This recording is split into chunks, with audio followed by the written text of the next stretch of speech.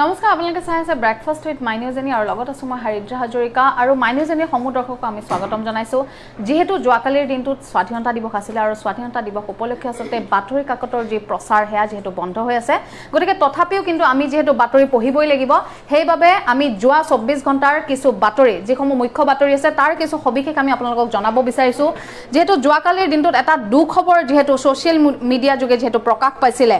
ভাৰতীয় ক্ৰিকেট দলৰ প্ৰাক্তন অধিনায়ক মহেন্দ্ৰ সিং ধোনিয়ে যেহেতু অৱসৰ লৈছিলে তেওঁ নিজৰ সোশ্যাল মিডিয়াৰ একাউণ্ট যোগে যেহেতু এই কথা যেহেতু উল্লেখ কৰিছিলে তাৰ পাছতে আসতে ক্ৰিকেট অনুৰাগীৰ মাজত কিন্তু এতিয়া ব্যাপক চাঞ্চল্যৰ সৃষ্টি হৈছে আৰু যেতিয়া সোশ্যাল মিডিয়া একাউণ্ট যোগে যেতিয়া মহেন্দ্ৰ সিং ধোনিয়ে যেতিয়া অৱসৰ লোৱাৰ কথা কিন্তু যেতিয়া উল্লেখ কৰিছিলে তাৰ পাছতে দেখিবলৈ পোৱা গৈছিলে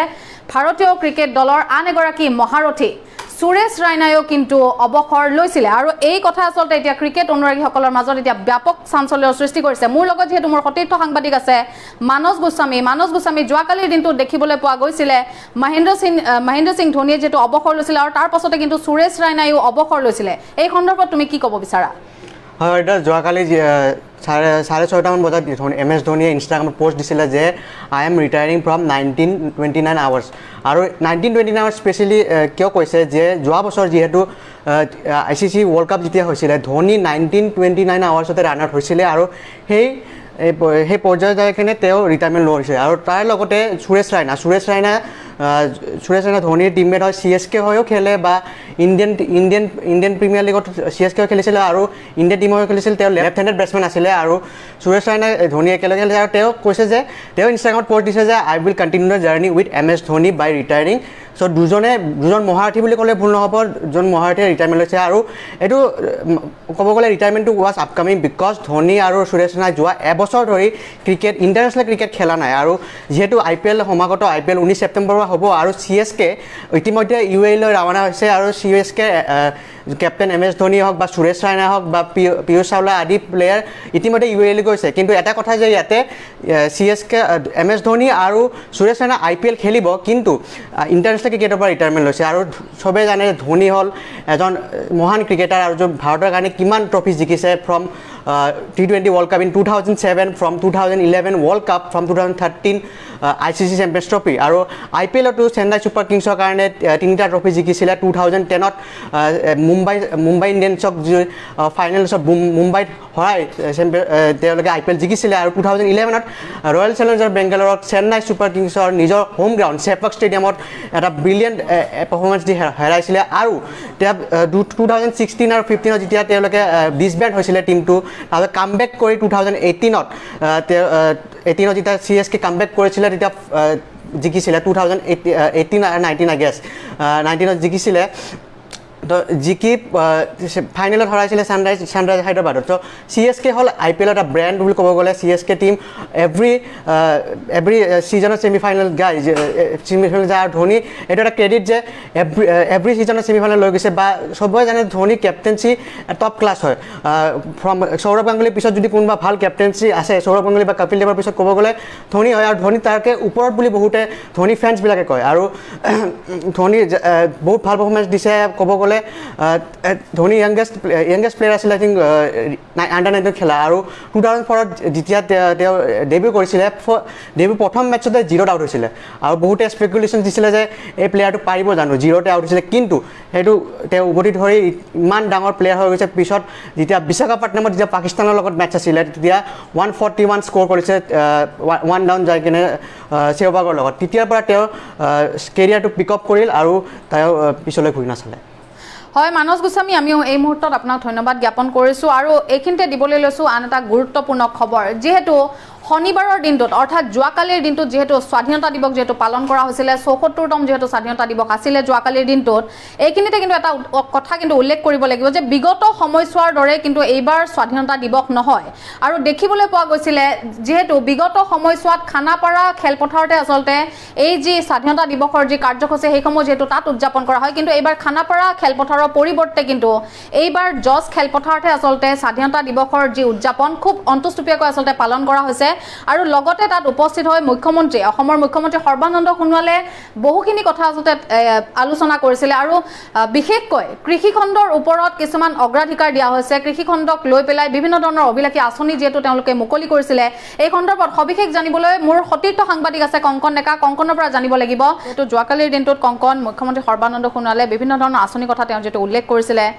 6 জনজাতিকৰণৰ কথা যেহেতু তেওঁ উল্লেখ কৰিছিলে নিবনুৱা সংস্থাপনৰ কথা তেওঁ উল্লেখ কৰিছিলে কৃষি খণ্ডৰ ওপৰতো বিশেষভাৱে অগ্ৰাধিকাৰ দিয়া হৈছিলে এই সন্দৰ্ভত আপোনাৰ হাতত কি তথ্য আছে হয় হৰিদ্ৰা কাইলৈ ৭৪ সংখ্যক স্বাধীনতা দিৱসত মুখ্যমন্ত্ৰী সৰ্বানন্দ সোণোৱালে বহুকেইখন কৃষি খণ্ডৰ সৈতে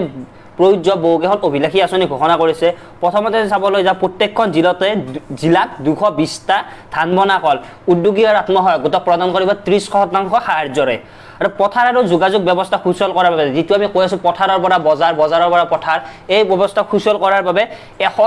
1000খন মিনি ট্ৰাক যোগান কৰিব ৰাজ সাহায্যযুক্ত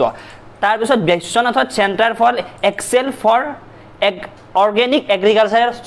স্থাপন কৰিব তাৰ পিছত মৰিগাঁও শোণিতপুৰ বজালি দুগ্ধ সাধনৰ বাবে দুগ্ধ উদ্যোগ স্থাপন কৰিব উৎপাদিত সামগ্ৰী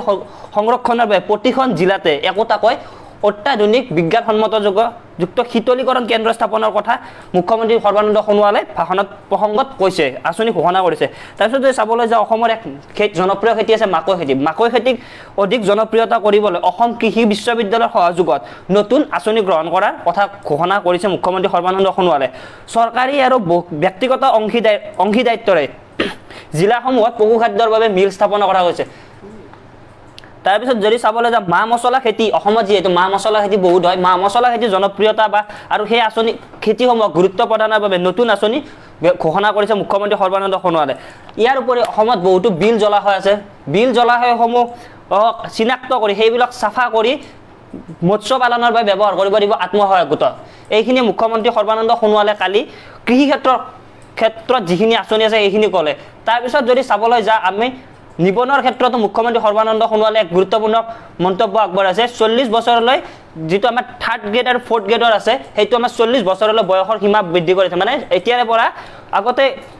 পৰা আমি 40 বছৰলৈ আমাৰ নিবনুৱাসকলে চাকৰিত আবেদনৰ বয়স বৃদ্ধি পাইছে হয় কংকন এই মুহূৰ্তত আমি আপোনাক ধন্যবাদ জ্ঞাপন কৰিছো আৰু এই মুহূৰ্তত মাই নিউজ এনিৰ সমুদৰ্শকক আৰু এটা গুৰুত্বপূৰ্ণ খবৰ দিব বিচাৰিছো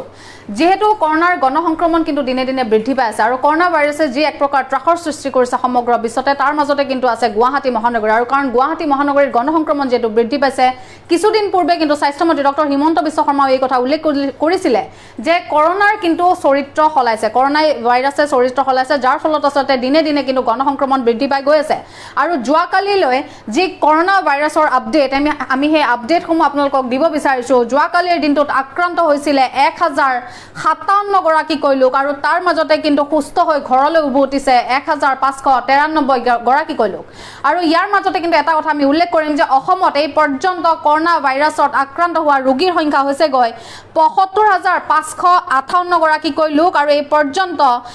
মৃত্যুৰ সংখ্যা হৈছে 182 জনকৈ লোকৰ কাৰণ কৰোনা ভাইৰাছে যেহেতু এক বিভীষিকাময় পৰিস্থিতিৰ সৃষ্টি কৰিছে সমগ্ৰ বিশ্বতে তাৰ মাজতে কিন্তু অসম বা গুৱাহাটীও কিন্তু ব্যতিক্ৰম হয় অসমতো কিন্তু গণসংক্ৰমণ দিনে দিনে বৃদ্ধি পাই আছে ৰাজ্যৰ বিভিন্ন প্ৰান্তত যদি আমি চাবলৈ যাওঁ কৰোনা ভাইৰাছ আক্ৰান্ত ৰোগীৰ সংখ্যা বৃদ্ধি পাই গৈ আছে যদিও বা এই কথা উল্লেখ কৰিছে স্বাস্থ্যমন্ত্ৰী গৰাকীয়ে যে কৰোনা ভাইৰাছৰ আক্ৰান্ত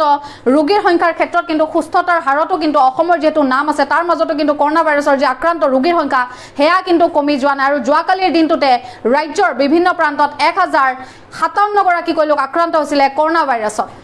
আৰু যেহেতু আজিৰে পৰা আৰম্ভ হৈছে গুৱাহাটীত আনলক প্ৰক্ৰিয়া আৰু আনলক প্ৰক্ৰিয়া বুলি ক'বলৈ গ'লে যেহেতু এই পৰ্যন্ত কিন্তু শনিবাৰ আৰু দেওবাৰৰ দিনটোত কিন্তু লকডাউন অব্যাহত থাকিব বুলিও কিন্তু যোৱাকালিৰ দিনটোত স্বাস্থ্যমন্ত্ৰী ডক্টৰ হিমন্ত বিশ্ব শৰ্মা এই কথা উল্লেখ কৰে কিন্তু আজিৰে পৰা গুৱাহাটী মহানগৰীত আৰম্ভ হ'ব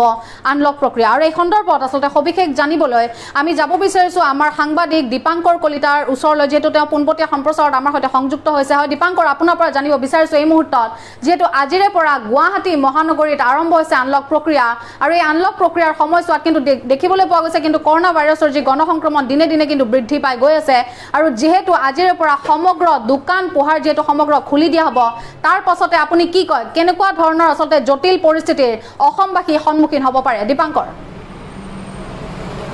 হয় এতিয়া হাজৰিকা এটা কথা চাওক দীৰ্ঘদিন ধৰি যি লকডাউন গুৱাহাটী মহানগৰীত আছিল তাৰ মাজত কেইদিনমান যদি আনলক কৰা হয় কেইদিনমান আকৌ লকডাউন কৰা হয় এই যি দীৰ্ঘদিনীয়া যি আচলতে ক'ভিড পৰিস্থিতিৰ বাবে লকডাউন যি প্ৰক্ৰিয়া এই লকডাউন প্ৰক্ৰিয়াৰ মাজত গুৱাহাটী মহানগৰী বিশেষভাৱে সোমাই পৰিছিল আৰু তাৰ পৰিপ্ৰেক্ষিতত আচলতে দেখিবলৈ পোৱা গৈছিল যথেষ্ট পৰিমাণৰ তেওঁলোকৰ মাজত অসন্তুষ্টি দেখা দিছিল আৰু মহানগৰীবাসী এক প্ৰকাৰ অতিষ্ঠ হৈ পৰিছিল আৰু তাৰ পিছতে দেখা গ'ল বৰ্তমান সময়ত এই যি ক'ভিড সৃষ্ট যি পৰিস্থিতি এই পৰিস্থিতিৰ সৈতে মোকাবিলা কৰাৰ সমান্তৰালভাৱে আনলক প্ৰক্ৰিয়াৰো আচলতে চৰকাৰে ঘোষণা কৰিবলৈ বাধ্য হৈছে কিয়নো যিহেতু জনসাধাৰণ অতিষ্ঠ হৈ পৰিছে গতিকে জনসাধাৰণৰ সুবিধাৰ প্ৰতি লক্ষ্য ৰাখি বহুখিনি আচলতে শিথিলতা অনা হৈছে আৰু যিটো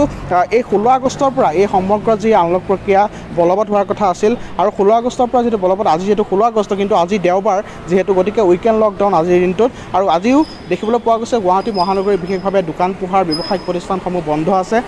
যান বাহনৰ চলাচল সীমিত কিন্তু কাইলৈৰ পৰা হয়তো সম্পূৰ্ণৰূপে শিথিলতা আহিব সম্পূৰ্ণৰূপে আচলতে দোকান পোহাৰসমূহ ৰাস্তাৰ যি পথৰ দুয়োকাষে যি নতুন যিটো নিৰ্দেশনা অনুসৰি পথৰ দুয়োকাষৰ যি দোকান সেই দোকান খোলা হ'ব সমান্তৰালভাৱে আচলতে ক'ব গ'লে যি আন্তঃজিলা যি যাতায়াত ব্যৱস্থা কাইলৈৰ পৰা মুকলি হ'ব সোমবাৰৰ পৰা শুকুৰবাৰলৈকে আন্তঃজিলা যাতায়াত কৰিব পাৰিব আৰু লগতে এটা কথা গুৱাহাটীবাসীৰ বাবে ক'ব লাগিব গুৱাহাটী মহানগৰীত চিটি বাছ চলিব আৰু চিটি বাছ চলাচলৰ ক্ষেত্ৰত বিশেষভাৱে আচলতে 50% যাত্ৰী লৈহে চিটি বাছসমূহ চলিব পাৰিব গতিকে পূৰ্বৰ দৰে এক স্বাভাৱিক জীৱন যাত্ৰা ঘূৰাই অনাৰ বাবে চৰকাৰৰ ফালৰ পৰা পদক্ষেপ লোৱা হৈছে কিন্তু এটা কথা ক'ব লাগিব ক'ভিডত এই মুহূৰ্তলৈকে যিহেতু ৭৫,০০০ ঘৰ অতিক্ৰম কৰিছে আক্ৰান্তৰ সংখ্যাই কালিৰ দিনটোত দেখিবলৈ পোৱা গৈছিলে 293গৰাকী লোক কামৰূপ মহানগৰ জিলাতে আচলতে আক্ৰান্ত হৈছে ৰাজ্যৰ বিভিন্ন প্ৰান্তত বহুকেইখন জিলাত বহু লোক আচলতে আক্ৰান্ত হৈছে গতিকে এই আক্ৰান্তৰ যদি হাৰলৈ চাবলৈ যায় এই মুহূৰ্তলৈকে কিন্তু সম্পূৰ্ণ নিয়ন্ত্ৰণলৈ অহা নাই এই ক'ভিড পৰিস্থিতি গতিকে এটা কথা ক'ব লাগিব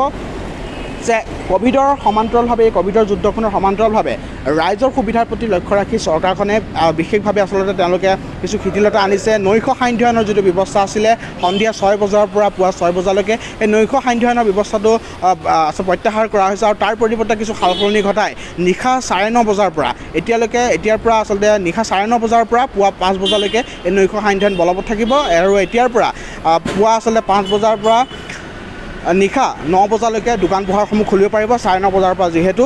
সান্ধ্য বলবৎ হ'ব গতিকে আন্তঃজিলা যাতায়াত ব্যৱস্থাই হওক সান্ধ্য ব্যৱস্থাই হওক এনেধৰণৰ আচলতে বহু শিথিলতা এইবাৰ অনা হৈছে পথৰ দুয়ো কাষৰ দোকান খোলা হ'ব কিন্তু এটা কথা মন কৰিব লাগিব যদিও বা এনেধৰণৰ শিথিলতা অনা হৈছে তথাপি যিসমূহ আচলতে স্বাস্থ্যবিধি আচলতে ক'ভিড পৰিস্থিতিৰ বাবে স্বাস্থ্য বিভাগেই হওক বা চৰকাৰে বান্ধি দিছে সেই স্বাস্থ্যবিধিসমূহ কিন্তু সকলোৱে পালন কৰিব লাগিব মুখত মাস্ক পৰিধান কৰাটো ৰাজহুৱা স্থানত অতিকৈ বাধ্যতামূলক আৰু যদিহে মাস্ক পৰিধান নকৰে তেতিয়াহ'লে জৰিমনা বিহিবলগীয়া হ'ব পাৰে গতিকে এটা কথা ক'ব লাগিব পূৰ্বৰ দৰে যিসমূহ আচলতে অসুবিধা বহুখিনি আচলতে বাধ্যবাধকতা আছিল সেই বাধ্যবাধকতাসমূহ এবাৰ উঠাই দিয়া হৈছে আৰু এটা কথা আপুনি হয়তো ইতিমধ্যে আপুনি প্ৰশ্ন কৰিছে যে এই যি আনলক প্ৰক্ৰিয়াৰ যোগেদি হয়তো যথেষ্ট পৰিমাণৰ জটিলতা আহিব পাৰে সেইটো কথা সঁচাকৈ এক সম্ভাৱনা তাৰ আছে আমি সেই কথা নুই কৰিব নোৱাৰোঁ কিয়নো